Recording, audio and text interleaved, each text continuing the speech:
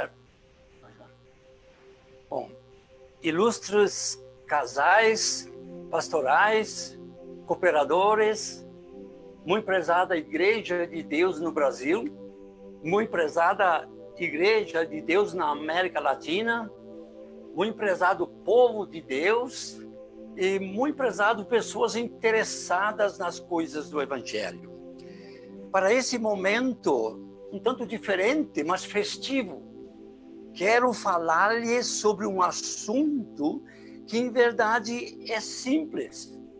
Do outro lado, muito e muito poderoso, porque é muito mais importante do que toda religiosidade do mundo, do planeta, que se possa colocar num determinado lugar. O assunto também é muito mais valioso do que todas aquelas catedrais luxuosas, o ouro e a prata da Idade Média. Ou também mais valioso do que os templos e a liturgia artística dos evangélicos. Como também é muito mais nobre do que todo o conhecimento filosófico ou alucinações que alguém possa pôr no papel. Pois este assunto tão simples e tão poderoso tem apenas 3 palavras. Se chama assim: Jesus é mais. Por favor, todos juntos. Jesus é mais. Jesus disse certa vez assim, me é dado toda autoridade nos céus e todo aquele enredo da grandeza de Deus. E me é dado toda autoridade na terra com todas as coisas belas e as ruins misturadas com os labirintos da vida. Mas é interessante que nós precisamos reconhecer que Jesus está acima de todas as coisas. Sabem que no ano de 1993, havia uma moça em Minas Gerais, chamada Thalita, e ela veio desenvolver sua carreira musical na cidade de São Paulo. E a primeira música que ela gravou foi Jesus é mais. E ela se referia, ele é mais para os momentos que eu preciso agora. Ele é mais para os outros momentos que eu vou precisar. E ele vai ser mais que por todas as coisas e até na eternidade. Ele é mais. E é interessante que esta menina, essa cantora, ela simplesmente baseou essa música no encontro do apóstolo Paulo com Jesus Cristo no caminho para Damasco. Quando a luz celestial, diz lá, brilhou de uma maneira tão forte, que era mais forte do que o sol ao meio-dia. Os irmãos sabiam que no centro do sol tem uma reação nuclear muito forte. E essa reação nuclear, ela produz 92% de hidrogênio, produz 8% de hélio, que é gás, e queima. E quando queima, produz luz, produz calor, produz energia e produz vida. E Jesus disse, eu sou a luz na escuridão. Eu sou a luz. Então, este Cristo maravilhoso é a luz que deve estar sobre todas as coisas. Jesus é mais. E tem um texto que nós conhecemos muito bem da palavra de Deus, que está lá em Romanos, ou melhor dito, lá em Hebreus capítulo 13, versículo 8, que diz que Jesus Cristo é sempre o mesmo, ontem, hoje e sempre. Ontem, hoje e sempre. E é muito importante nós pensarmos sobre isso, que é este Jesus maravilhoso. Eu quero desafiar o corpo pastoral. Eu quero desafiar o mundo evangélico. Eu quero desafiar o mundo católico. Eu quero desafiar a todas as outras modalidades religiosas em nosso planeta, que após este episódio do coronavírus, que é uma manifestação apocalíptica, que após isso nós pudéssemos viver e pregar um Jesus que é mais, um Jesus que é todo-poderoso e mais poderoso do que os problemas de nosso planeta. Portanto, eu quero colocar essa questão aqui. Hoje, li numa reportagem internacional que os evangélicos religiosos do mundo pregam exageradamente sobre prosperidade material, ou pregam muito sobre bons sentimentos, good feeling. Mas eu quero dizer, irmãos, que quando eu tive o meu encontro com Jesus Cristo na cidade de Santo Cristo, Rio Grande do Sul, Jesus disse para mim: Nelson, não é suficiente ser religioso. Você precisa receber Jesus Cristo como Senhor e Salvador em sua vida. Para Nicodemos, Jesus disse: Nicodemos, você entende de toda a lei, mas você precisa nascer de novo. Então nós temos que pregar um cristianismo que tem poder para fazer aquilo que Deus planejou. Então aqui está o grande desafio.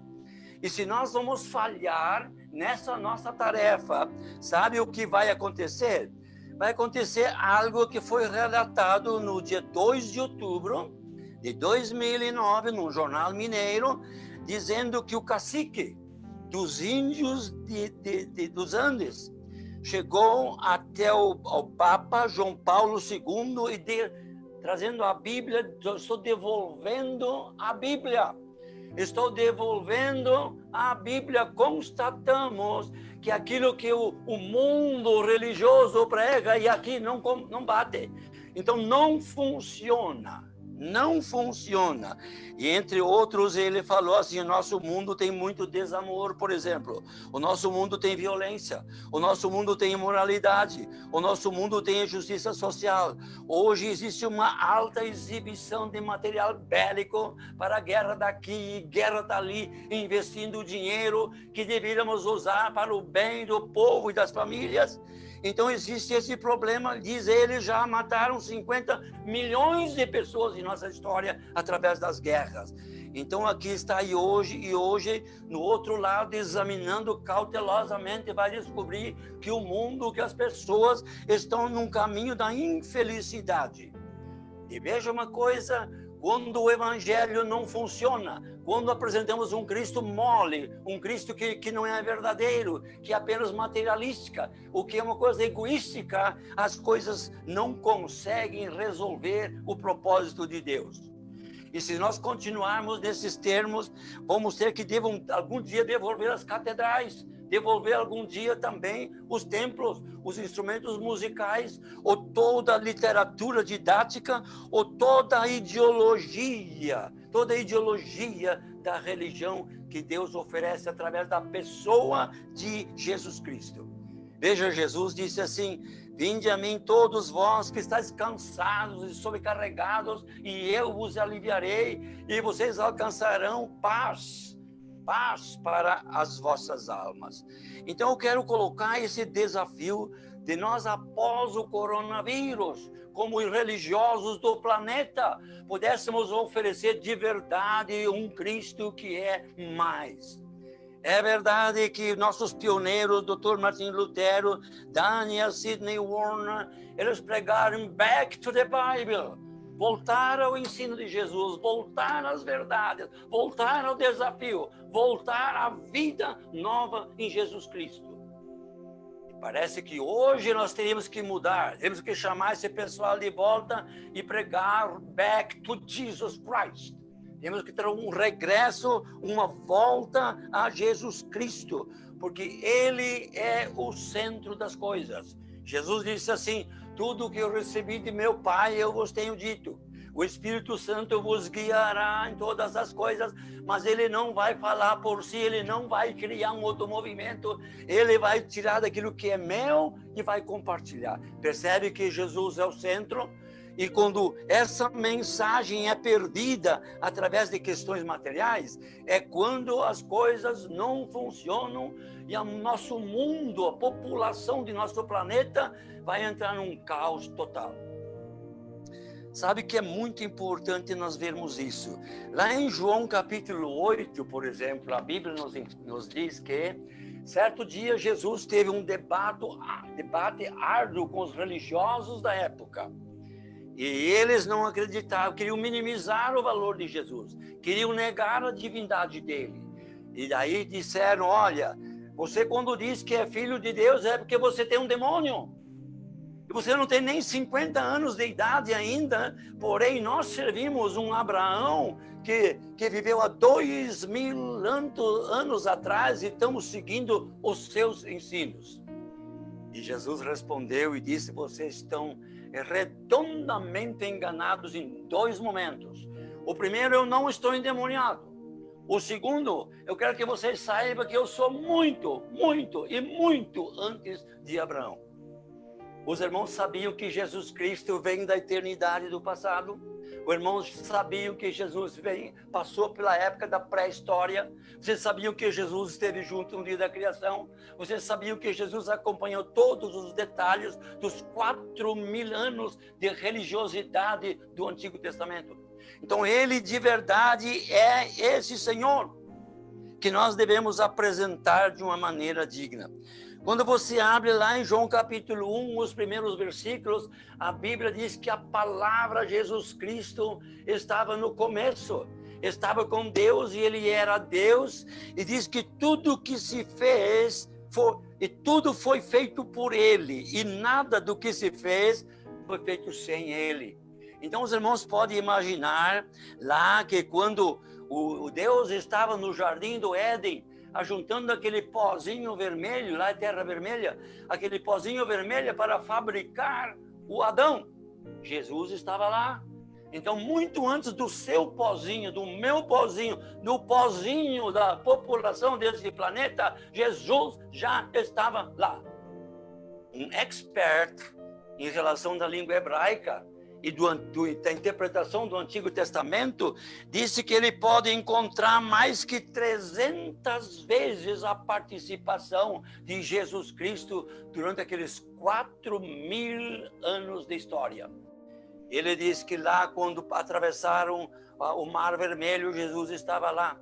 Quando não tinha água e de uma rocha saiu água suficiente para o povo, Jesus estava lá. Quando estavam em dificuldades e foi levantada uma serpente de bronze, Jesus estava lá e o veneno das víboras não tinha mais efeito algum neles. Ou outros momentos ainda, quando a água era saloba, as coisas ruins que aconteciam, não dava para tomar, pegaram uma árvore, jogavam lá, fizeram água potável, Jesus estava lá. Ou também este homem apresenta o fato de que a história de Jacó, por exemplo, quando ele sonhou num determinado lugar e viu uma escada que ligava a terra aos céus, com todos os degraus para que o ser humano tenha a oportunidade de crescer nos caminhos de Deus e chegar bem perto dele, porque lá no topo, segundo o texto original, lá no topo estava o Deus Pai. E a pedra que era o travesseiro de Jacó era o próprio Cristo.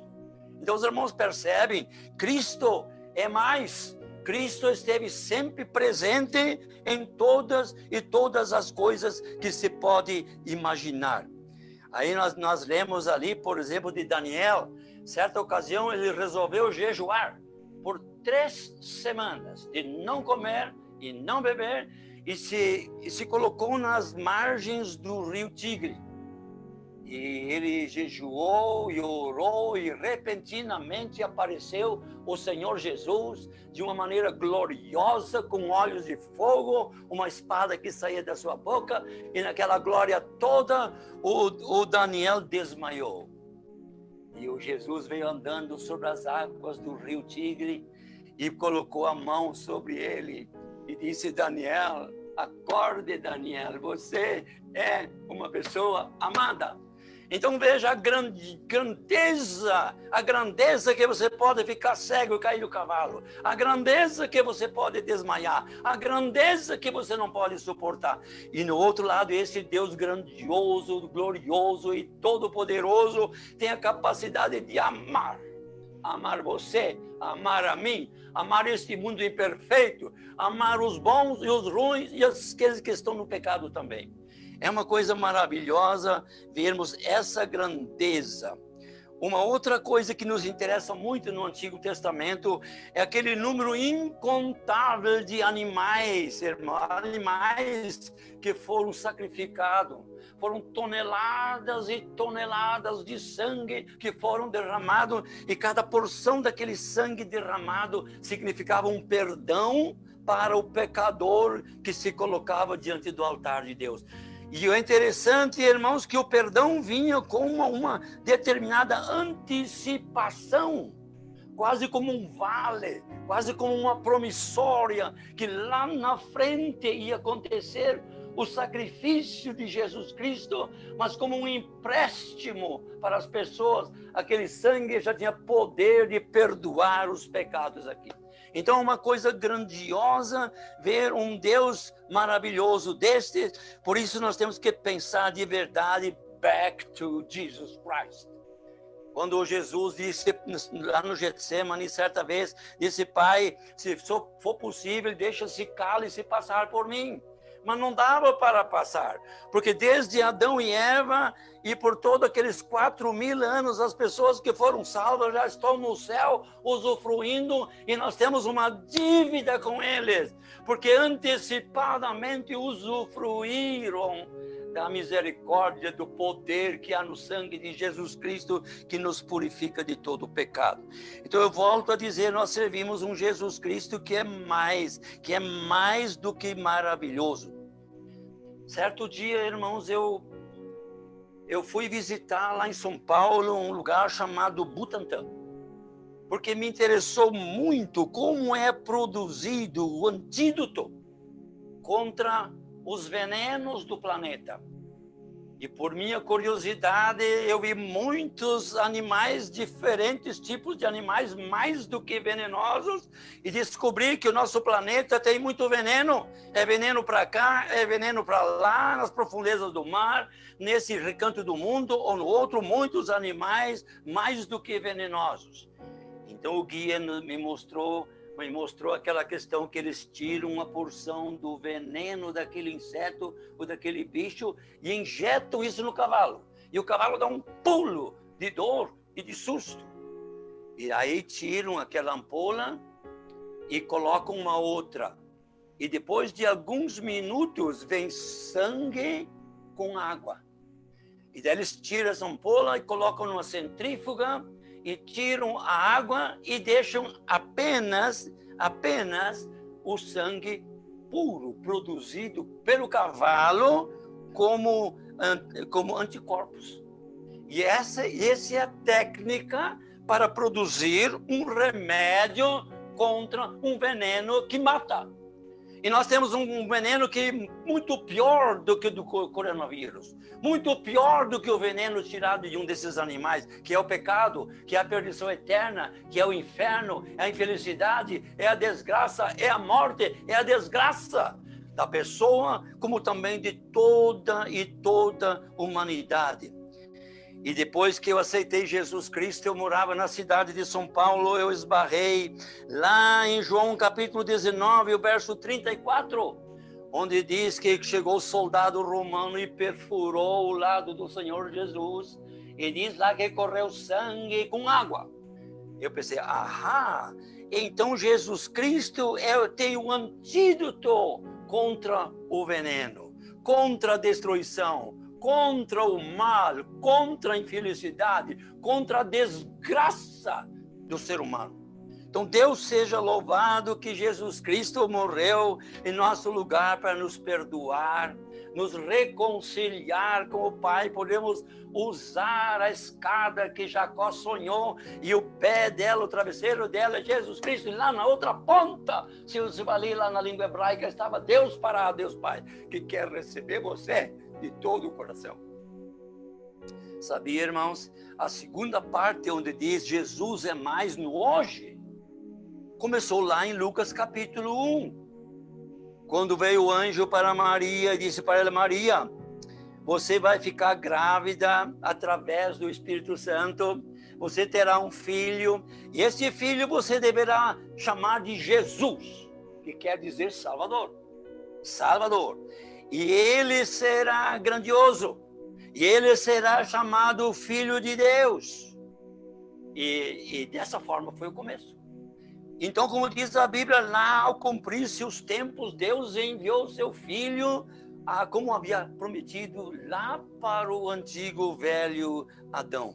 Então, graças a Deus por isso. Daí vieram os anjos cantando do céu e dizendo glória a Deus nas maiores alturas e paz na terra, paz no planeta, paz com o mundo.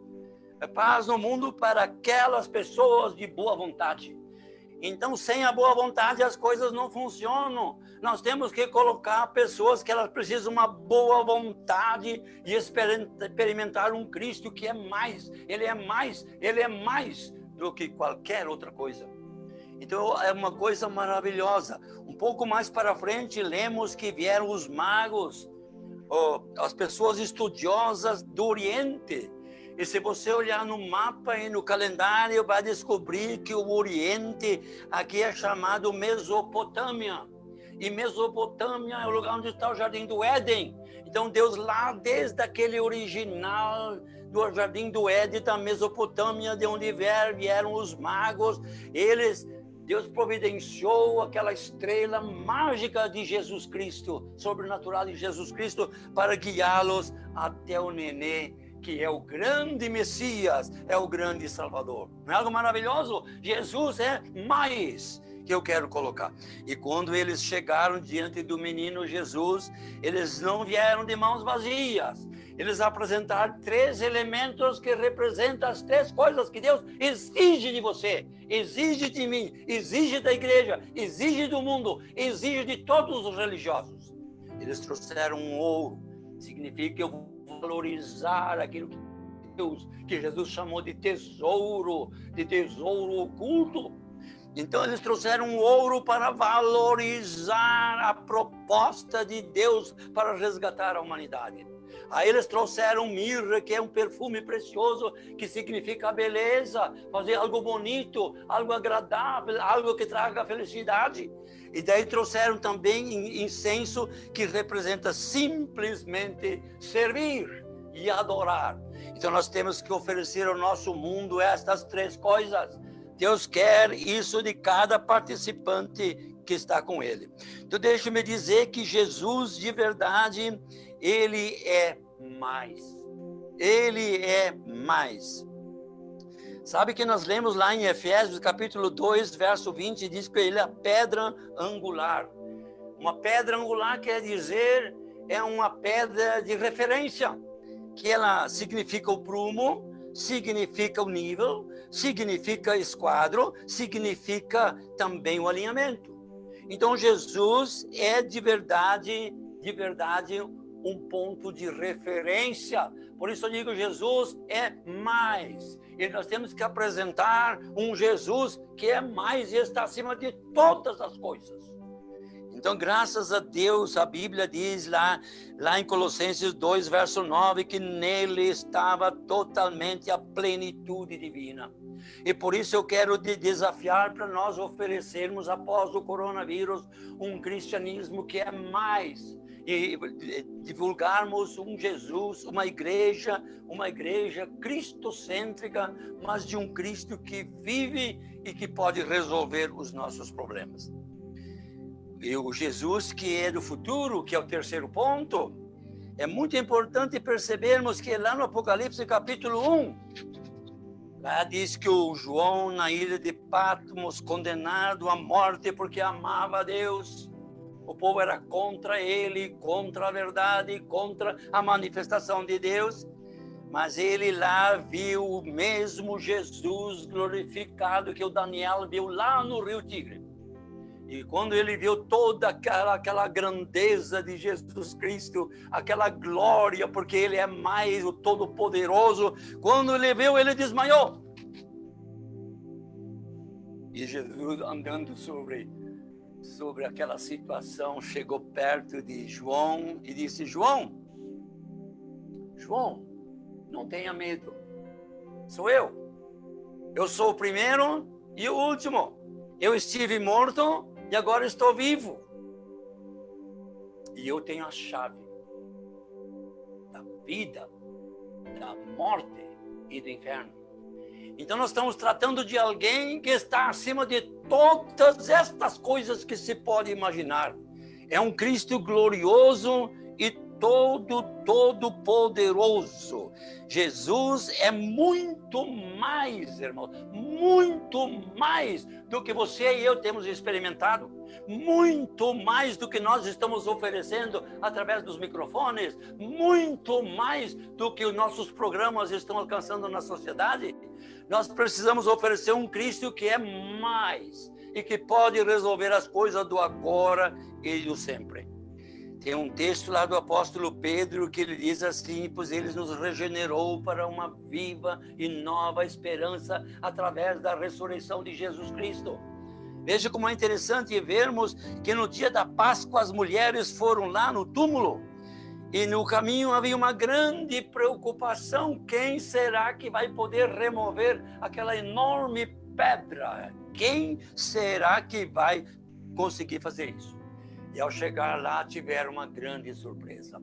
A pedra já tinha sido removida e ele já tinha saído do buraco. Ele já ressuscitou. Vocês procuram ele aqui, ele não está aqui, ele está, e ele vai adiante de vocês. Então nós temos um Cristo que saiu do buraco do túmulo e vai adiante para preparar o caminho e nos ajudar a entendermos que o ser humano não tem cidade permanente nesse mundo, ele é peregrino e ele precisa de um Cristo que funciona e não da prosperidade material exclusivamente. Então está aí o grande desafio, ele vai na frente. Então vai lá, diz ele lá, e diga, e compartilha, e buzine, e mande, e fale. O que eu quero colocar para os irmãos, uma coisa bem grandiosa. O céu não vai ser um asilo de idosos, que onde a mulher está lá fazendo tricô de monotonia, o homem está torcendo os dedos de monotonia. A Bíblia não diz que não é assim, não. A Bíblia diz que nós vamos estar inscritos num royalty, junto com os resgatados do Senhor, entre um livro dos cooperadores, e vamos estar envolvidos num império que é interplanetário, intergaláctico, e vamos participar de um grandioso Deus de toda eternidade. Jesus é mais. Jesus é mais. Se você tem a chance de olhar um pouco no Apocalipse, vai descobrir que estamos servindo um Jesus que é mais. E alguém teve a grandeza em dizer, eu creio, que nós podemos dar um título daquele império eterno de Divino Star Kingdom. Star Kingdom. Então é um reino eterno que o Senhor tem preparado. E o capitão será Jesus Cristo. O executivo é Jesus Cristo. Ele é seu amigo. Ele é o Todo-Poderoso. É interessante vermos isso. Irmãos, mais um detalhe quero aqui na conclusão dizer.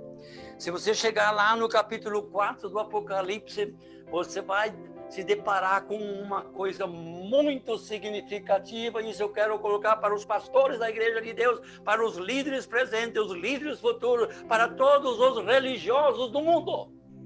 De que lá, repentinamente, você encontra que havia um livro que falava do nosso planeta, falava de nossa gente, falava de nossos parentes, falava de nós mesmos. E era um livro que estavam dialogando lá e procurando alguém que pudesse ter a dignidade de abrir o livro e quebrar os 7 selos. Aí procuraram aqui, procuraram ali, não encontraram ninguém.